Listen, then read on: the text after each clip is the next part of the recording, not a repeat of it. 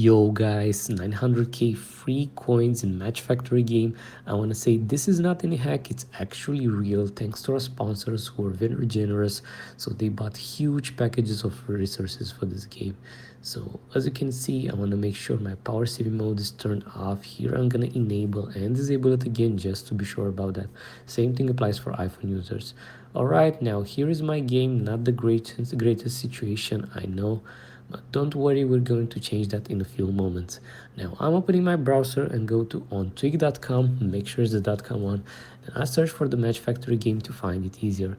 I'm tapping on these extra buttons here, then I'm entering my user ID. This can be found by tapping the settings button. You will see it at the bottom of the menu. I'm selecting Android and I'm going with the max amount of coins. Then I wait for the loading screens.